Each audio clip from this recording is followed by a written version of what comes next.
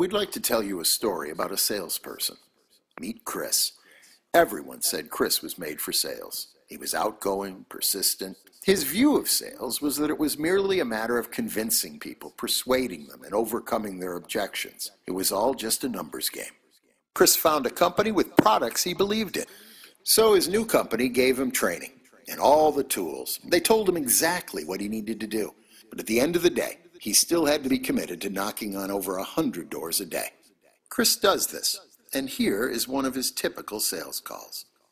Chris shows up and has only one thing on his mind. I need to sell. The buyer, on the other hand, not so enthusiastic. He's thinking, what do I need to do to not get sold to? So Chris starts the sales call, and he begins delivering his pitch, and you know what? He sounds like every other salesperson there ever was, because he uses the script and training that his company gave him. He doesn't do anything personally to connect with the prospect. He's just the company figurehead, telling this innocent and hapless prospect exactly what his company wanted him to tell the prospect, what the company does, and why they're the best. What Chris doesn't realize is that the buyer is trying to figure out who he is, who the salesperson is. Is this a trustworthy guy? Is this guy out for his own good or mine? Chris helps the prospect answer those questions because he acts like everyone else and therefore reinforces the stereotypes. Chris is unaware of how the prospect sees him. He believed he had to be Superman, parachuting in with all the answers. The prospect quickly becomes uncomfortable, crosses his arms, and puts up a salesperson barrier. Chris keeps motoring along, not realizing that all of his talking points are just getting deflected. Even questions aren't getting through. To the prospect, he's just another salesman. And we quickly get to the end of the sales call. No thanks, I'm just looking.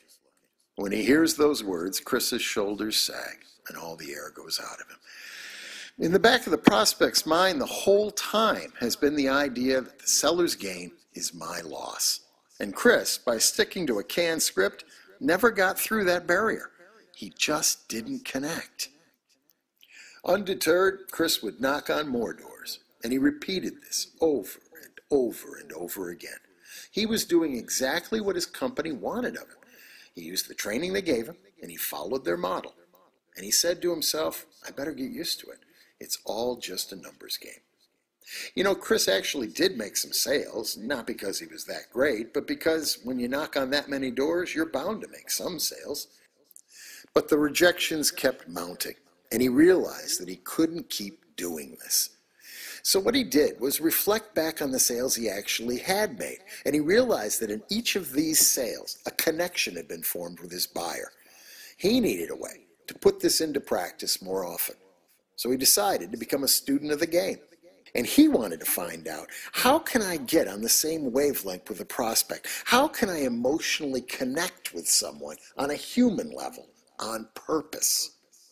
The first thing Chris put his arms around was empathizing with the buyer's skepticism. He realized they put up barriers for very good reasons, and there had to be a way around those barriers. Next, he wanted to know how people made decisions, specifically buying decisions, and this led him to study the human mind. He learned about the left and right sides of the brain. The left is logical, rational, skeptical. It's adept with numbers and information, but it's the side of the brain that says no. The right side, however, well, that's creative, imaginative, visual. It's the side of the brain where we build trust.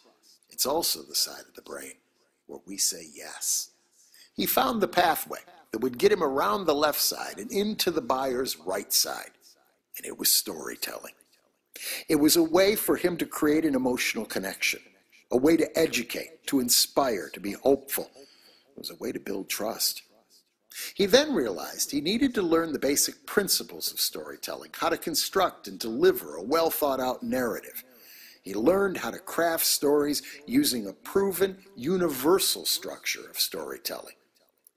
He begins to build himself a toolkit of stories for any sales scenario.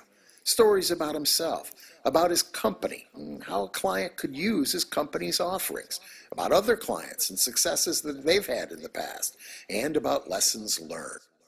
Storytelling alone wasn't the ends, it was the means. He had to get the buyer's story. and he quickly saw that he was not a good listener.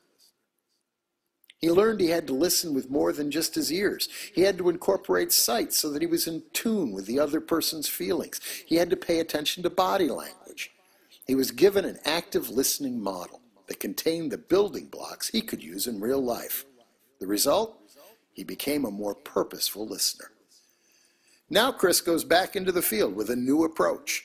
First, he recognizes his prospect's skepticism. Then he relaxes and tells his prospect a story about another person he's helped in the past. That then invites the prospect to tell him a story, and he actively listens. He finds out there's now an open exchange of information and new ideas. An emotional connection has been formed. He then realizes he can repeat this over and over again.